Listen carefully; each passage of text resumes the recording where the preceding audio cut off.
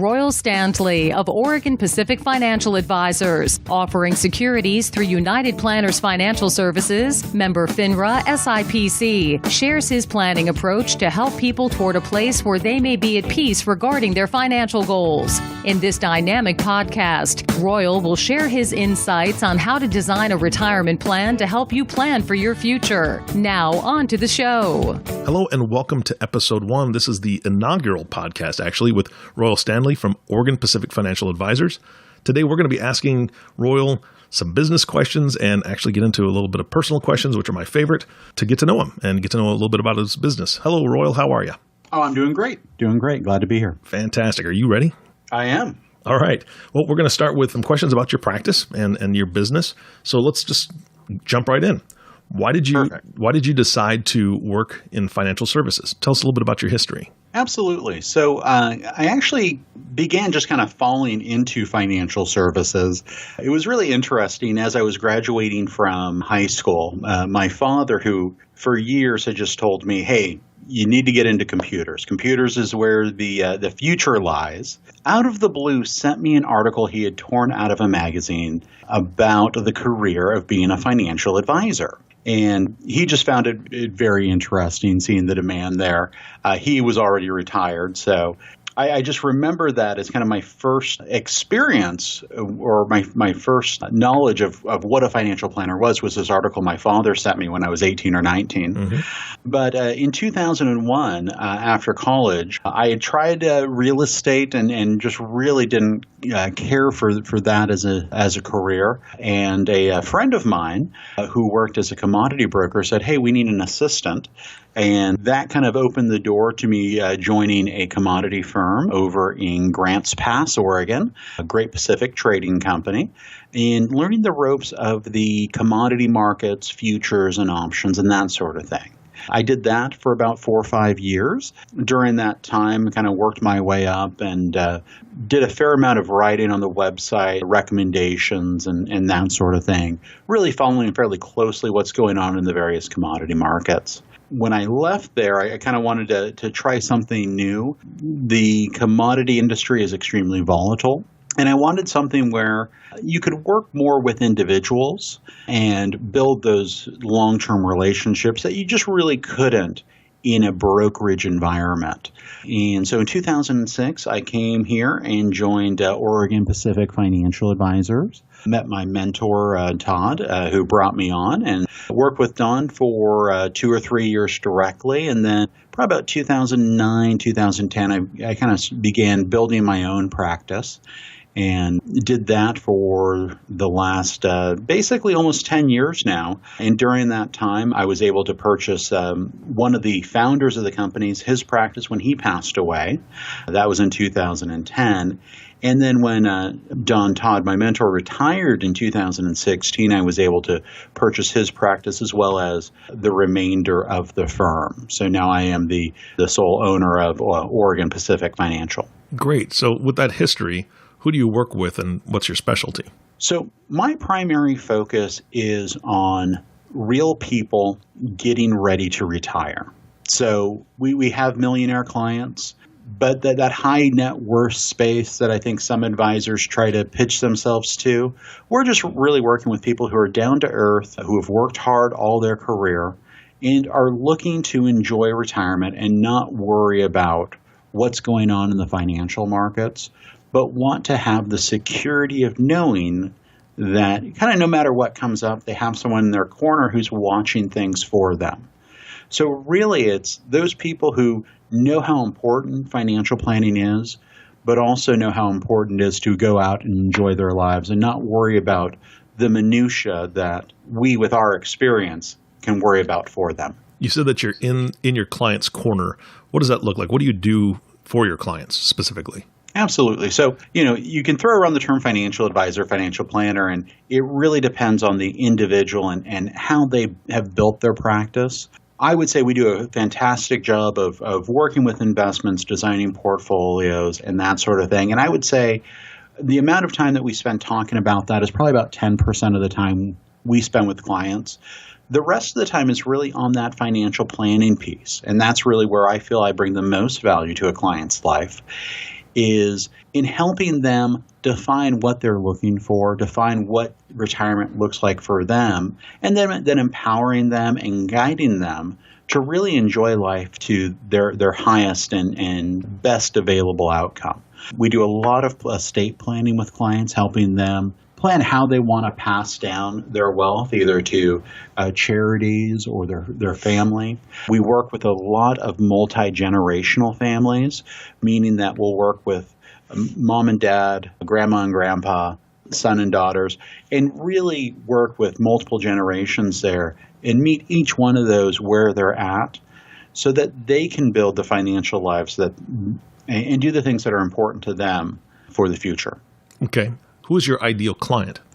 My ideal client is someone who's probably already begun to think about retirement, probably someone in their late 50s, early 60s who knows that they're a few years out from retirement and need to really lock in what they're doing and what their plan is. That's really the ideal. It can give us time to make changes, to fix any outstanding issues. For instance, if they're still carrying their mortgage or other consumer debt, helping them come up with a plan to get that paid off before we get to retirement.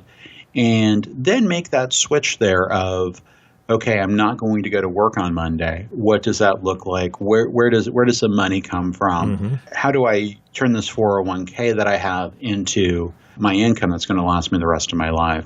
One thing that I always say is if you're successful, you're only going to retire once in your lifetime. I've helped hundreds of people go through that process. So I feel like I've retired, probably 200 times in my life already. And having somebody in your corner where they can guide you through all of those pitfalls, both financially and I think emotionally as well. Mm-hmm. Because especially men really have this problem where they have a lot of their identity wrapped up in their careers. So just being able to really have a frank conversation with people about, okay, what does retirement look like? How are you going to deal with that change to your identity? And what are the things you're going to do to fill your time with?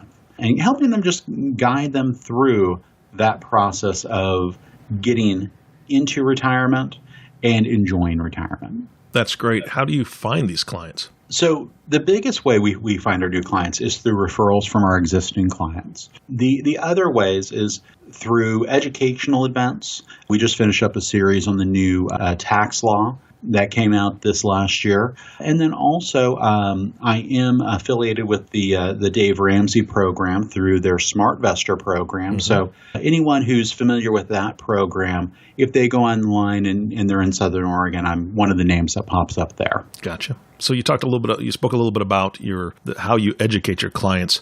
I assume you can't do this alone. So who's on your team and what do they do? Absolutely. So we have just a phenomenal staff of individuals. Debbie, my lead assistant, she handles virtually all of the ongoing client issues like distributions, transfers, that sort of thing. Carrie handles all of the new client onboarding and new account setup and all the tracking that goes along with bringing those accounts over. And then Marlene is our receptionist. She handles kind of that first contact of when you call into the office, how can we get any issues that are on your mind solved, if we need to get you scheduled to come in and sit down or set up a phone call, that's her purview, and she does a great job at it. Well, it sounds like Oregon Pacific Financial Advisors has been around for quite a while. What do you guys do in the community? Yeah, actually, next year will be our 25-year anniversary for Oregon Pacific. That's great.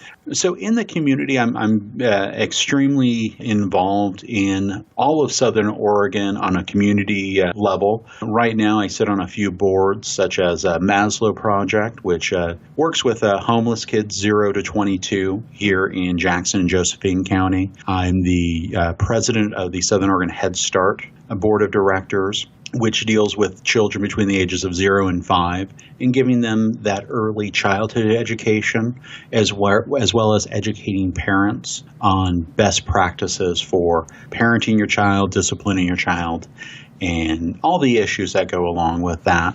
And then also I'm on the foundation board for Asante, which is the regional hospital here in Southern Oregon. All right. We spoke about client education earlier. What designations or advanced education do you have that help you with your practice? So the big one is the Chartered Financial Consultant. That's a advanced financial planning degree. That's the one I probably utilize the most. I'm also a CLTC, that just means Certified in Long-Term Care Insurance, as well as a Certified Retirement Plan Specialist, a CRPS. And then finally, this year, I just earned my AIF, which is an accredited investment fiduciary designation. So education's something that's very, very important to me, just because if I'm not improving, this world changes so quick that, the knowledge that you had 10 years ago, you always have to be learning new things because the world changes so fast now. Absolutely. I couldn't agree more. With all this education and your experience, that kind of boils us down to our last question about the business side of things. What is your financial philosophy? My financial philosophy is really one of trying to keep things as simple as possible for our clients and really elegantly designing their financial plans, using as much diversification and risk management as we can, so that our clients, if we've done our job right, can sleep well at night without worrying about what's going on in the markets with interest rates and all the worries that we seem to be hit with on a daily basis from the news and media. Well, I appreciate all the answers on the first half of our questionnaire here about your business and education experience. Now we're going to get to the personal side. Are you ready? Let's go. All right, here we go. When you're not working, Royal, what do you do for fun? So I have a 4-year-old daughter, Eleanor, who she just got a new puppy, so we're spending a lot of time with the two of them, mostly just chasing them around. Before I had kids, I spent a lot of time doing some community theater activities. I directed quite a few shows with our community theater in Grants Pass, Barnstormers Theater. I directed about a show every year for about a decade. And that's really one of my true passions, is directing on the stage. Bringing together a group of people and telling a great story is just one of the most fulfilling things I've ever come across in my life. Who is your hero? I would say my mother and father. My father joined the Navy at 16 to fight in World War II. Wow. And, that kind of bravery and dedication and service just astounds me. Because I remember where I was at 16, and it wasn't joining the Navy, is for sure. And then my mother, she was an entrepreneur herself. We had a small motel here in Southern Oregon, and that's some of my earliest memories, is helping her with house cleaning, checking in lodgers, and just being around business from a very, very early age. So she was also a dedicated Christian, and her faith has just had a profound effect on my life and who I am today. Fantastic. This next question, I think every married couple out there has asked each other and talked about. But Royal, if you had all the money in the world, what would you do? I'd probably look for ways to use it to make this world a better place. I hope that's not cliche or anything, but I'd probably just look for organizations that could use that money better than I could. At a certain point, once you have the necessities taken care of and a library card, what else do you need in this world? Yeah. So maybe some travel, but really it would be looking at kind of improving other people who maybe aren't as fortunate, helping them get that step up that I was able to get from my parents. That's great. That's really great. So what is your idea of success? My idea of success is simply just to work hard, to lead a quiet life, and have a good reputation. I think being someone that can be relied upon by their friends, family, and community, that to me is the ideal of success. It's not material things, because those are worthless. I really believe it's just relationships with the people who come into your orbit. And speaking of friends, family, and community and clients, what is the one thing you recommend to them most? Right now, the thing I recommend to everyone that I talk to is our local library just updated their app for the iPhone. It's called Libby. It is fantastic to listen to audiobooks, Great. to check out books that you can read on your iPad or iPhone. It is revolutionary to me that such a thing as a library exists and that we have this repository of knowledge that is literally free to just about everyone in this country. It's absolutely fabulous. Mm-hmm. I agree. I absolutely agree. This is going to be probably my favorite question. Royal, name one thing most people don't know about you. I would say most people don't know that I actually studied theater in college, and that's one of my big passions in life is not necessarily being on stage, but telling a story through the stage. Mm-hmm. What is your mantra, motto, or something you say to yourself that helps you keep focused and on track?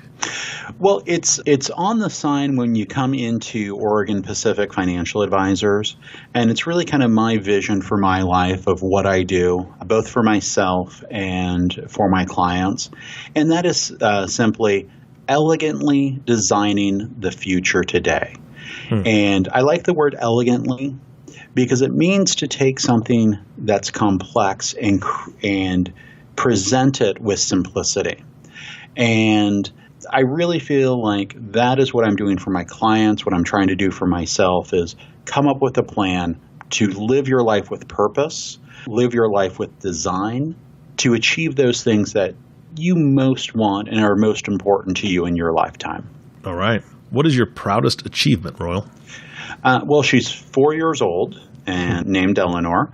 She is the absolute light of my life, and my hardest and most fulfilling job is to try to keep her wrangled and teach her how to be a kind and smart woman. Well, I think bringing a puppy into the mix is definitely going to help with that. I think that's fantastic. All right, you have the attention of a whole lot of listeners at this point. Who should listen to this podcast, and how should they reach out to you or your office? Well, I think this podcast is really going to be focused on those people who are looking for that missing piece that's eluded them, which is, how does all of this fit together?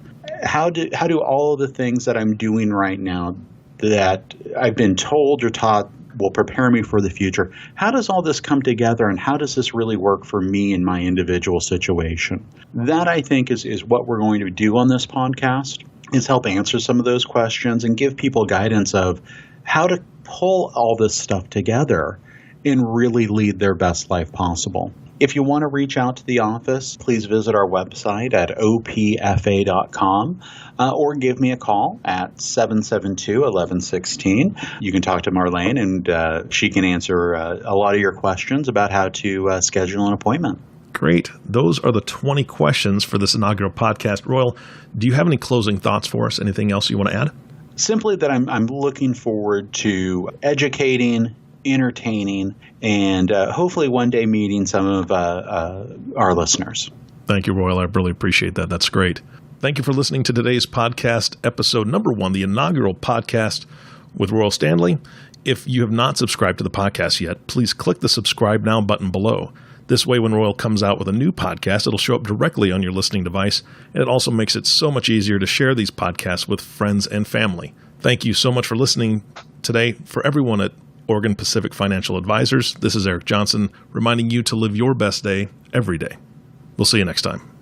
Thank you for listening to the Life by Design podcast. Click the subscribe button below to be notified when new episodes become available. The views expressed are those of the presenter and may not reflect the views of United Planners Financial Services. Material discussed is meant to provide general information and is not to be construed as specific investment, tax, or legal advice. Individual needs vary and require consideration of your unique objectives and financial situation. Always seek the advice of your financial advisor or other qualified financial service provider with any questions you may have regarding your investment planning. Advisory services offered through Oregon Pacific Financial Advisors, Inc. Securities offered through United Planners Financial Services of America, member FINRA and SIPC. Oregon Pacific Financial Advisors, Inc. and United Planners Financial Services are independent companies.